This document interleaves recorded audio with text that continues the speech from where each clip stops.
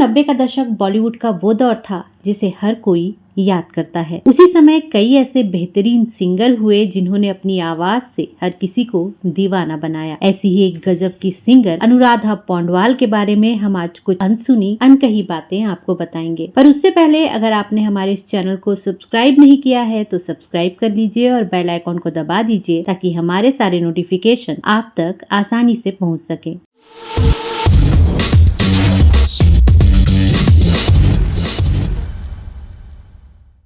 नमस्कार, मैं हूं नीलम शुक्ला देवांगन और आप देख रहे हैं लेमन चूस कैंडी। यहाँ हम आपको बताते हैं बॉलीवुड से जुड़े कुछ अनकहे अनसुने किस्से, कुछ अनकही अनसुनी कहानियां। तो आज हम बात करेंगे अनुराधा पौंडवाल के बारे में। आज बॉलीवुड फिल्मों का जादू हर किसी के सर पर चढ़कर बोलता है।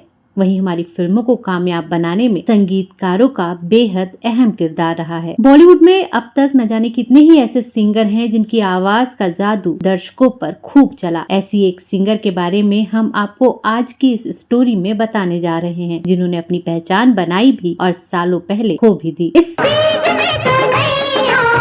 अच्छे फंसे तुम ताथैया ताथैया। सिंगर का नाम है अनुराधा पौंडवाल। ये तो हम जानते ही हैं कि 80 के दशक में अनुराधा पौंडवाल ने एक बेहतरीन सिंगर के तौर पर दर्शकों के दिलों में घर कर लिया था और उसी समय बॉलीवुड की सुर कोकिला यानी कि लता मंगेशकर, अलका याग्निक और आशा भोसले जैसी सिंगर बॉलीवुड में धूम मचा रही थी। लेकिन बावजूद इसके अनुराधा ने इन सभी को कड़ी टक्कर दी। बहुत ही कम लोग ये बात जानते हैं कि गुलशन कुमार ने ही अनुराधा पौंडवाल को पहला ब्रेक दिया था और खबरों की माने तो गुलशन उन्हें बॉलीवुड में दूसरी लता मंगेशकर बनाना चाहते थे। अनुराधा ने करियर की शुरुआत अमिताभ बच्चन की फिल्म अभिमान से 1973 में ही की थी। अब तो है तुमसे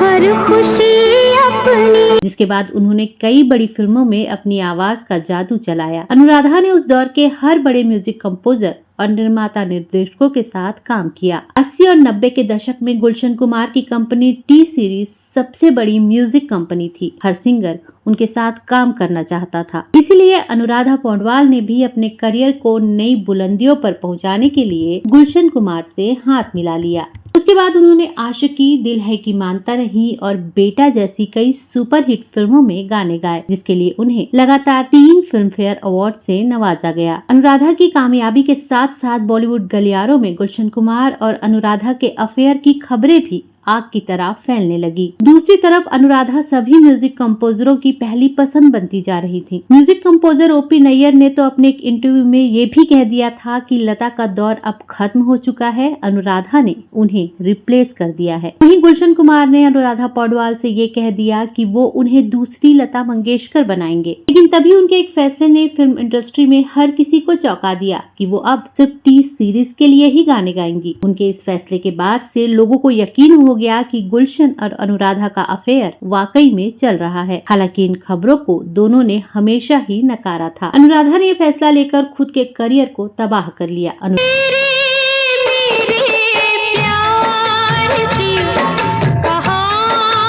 अनुराधा ने कई सालों तक किसी भी फिल्म के लिए गाना नहीं गाया और बाकी सिंगर टी सीरीज से बाहर भी कई गाने गा रही थी और अनुराधा ने भजन और आरती गाना शुरू कर दिया। वहीं गुलशन कुमार की मृत्यु के बाद तो उन्होंने फिल्मी गाने गाना पूरी तरह से बंद ही कर दिया। इसी वजह से अनुराधा का अच्छा खासा करियर डूब गया। हिंदी सिनेमा के इतिहास में ऐसे कई सिंगर रहे हैं जिन्होंने हिंदी म्यूजिक को दुनिया में एक नए मुकाम पर पहुंचाया। आज भी किशोर कुमार से लेकर मोहम्मद रफी, आर.डी. बर्मन, आशा भोसले और लता मंगेशकर जैसे सिंगर्स के दुनिया भर में करोड़ों फैंस हैं। करोड़ों लोग इनकी आवाज के कायल हैं। लता मंगेशकर की आवाज तो ऐसी थी जो कानों में मिश्री घोल देती थी।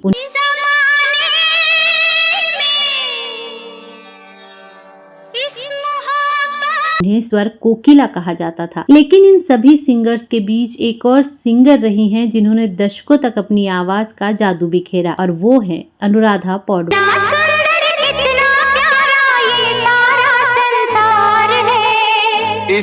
अनुराधा को बॉलीवुड में टी सीरीज ने मौका दिया था। उन्हें सबसे ज्यादा पॉपुलैरिटी तब मिली जब फिल्म हीरो का गाना तू मेरा जानू है ब्लॉकबस्टर रहा।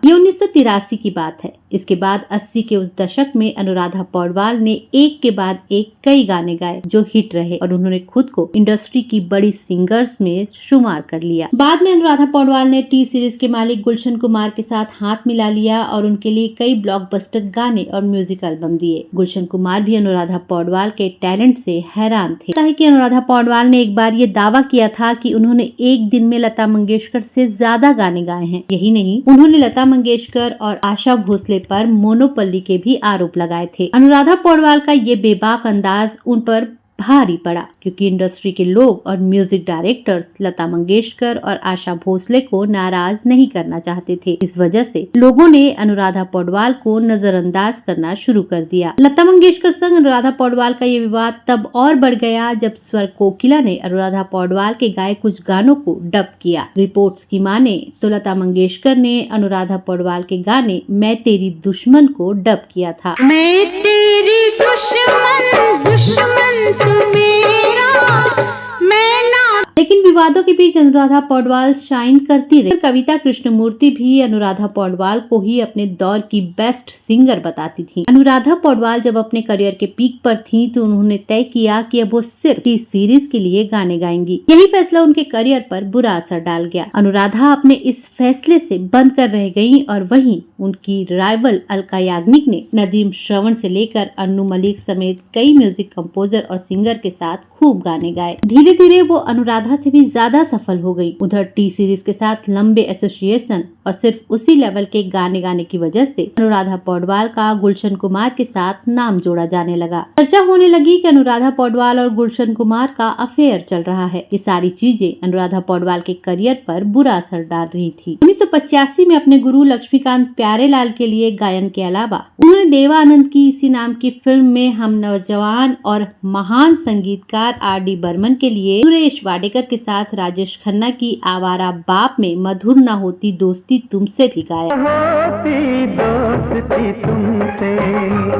न दुनिया को जनन हो। एक और गाना जो होली के दौरान लोकप्रिय हुआ था वो था स्मिता पाटिल अभिनीत फिल्म आखिर क्यों का गाना सात रंग में, जो कि राजेश रोशन द्वारा रचित था। हीरो की सफलता के बाद अनुराधा पौडवाल न केवल लक्ष्मीकांत प्यारेलाल के लिए एक पसंदीदा डबिंग कलाकार थी बल्कि वो एक पसंदीदा गायिका भी थी। अनुराधा ने जैकी श्रॉफ की तेरी मेहरबानियां में मोहम्मद अजीज के साथ लोकप्रिय और बेहद मधुर दिल बेकरार है और लक्ष्मीकांत प्यारेलाल के लिए सुभाष घई की मेरी जंग में पेप्पी सोलो ओ मेरी ख्वाबों की गाया था।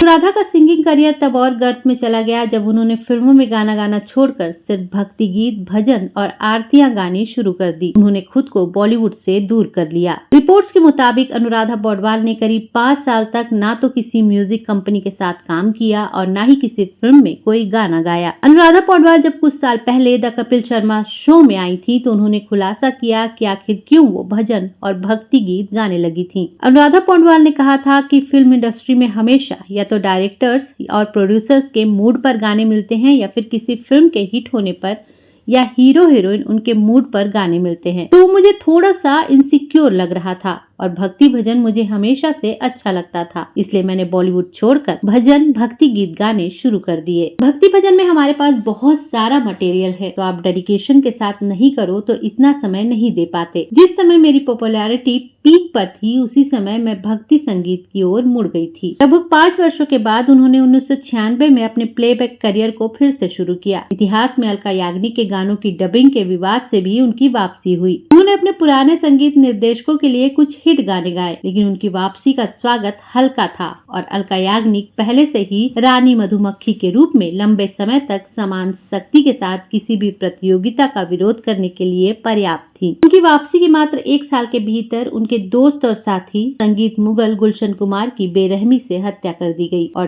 टी सीरीज और उनका जीवन फिल्म संगीत जारी रखने के लिए उनके करियर और भावनात्मक स्थिति को प्रभावित करने वाले झटकों में था। हालांकि अनुराधा ने फिल्मों के लिए गायन में काफी कटौती की, लेकिन उन्होंने भक्ति गीत गाने और भक्ति एल्बम बनाने के लिए अपनी लोकप्रियता को जारी रखा, जो अंततः उनकी विशिष्टता बनी हुई है। अनुराधा को एक राष्ट्रीय पुरस्कार मिला और उन्होंने सर्वश्रेष्ठ महिला पार्श्व गायिका के लिए 4 फिल्म फेयर पुरस्कार जीते हैं, जिनमें से 3 1990 से 92 के लगातार वर्षों में थे। अनुराधा पौडवाल अभी भी बॉलीवुड से दूर हैं, लेकिन वो भक्ति संगीत और भजन ही गाती हैं। इसके अलावा अनुराधा पौडवाल सोशल वर्क भी करती हैं। अनुराधा पौडवाल ने म्यूजिक कंपोजर अरुण पौडवाल से शादी की थी। उनकी एक बेटी भी है, कविता, जो कि एक सिंगर है। एक बेटा भी था जिसकी 1920 में मौत हो गई। वहीं अनुराधा पौडवाल के पति अरुण का 1991 में ही निधन हो गया था। तो दोस्तों, आपको हमारा ये वीडियो कैसा लगा हमें कमेंट्स करके जरूर बताइए, और अभी तक अगर आपने इस चैनल को सब्सक्राइब नहीं किया है तो सब्सक्राइब कर लीजिए और बेल आइकॉन को दबा दीजिए, ताकि इसी तरह की स्टोरीज आप तक आसानी से पहुँचती रहे। तो अब मुझे यानी अपनी दोस्त और होस्ट नीलम शुक्ला देवांगन को दीजिए इजाजत। नमस्कार।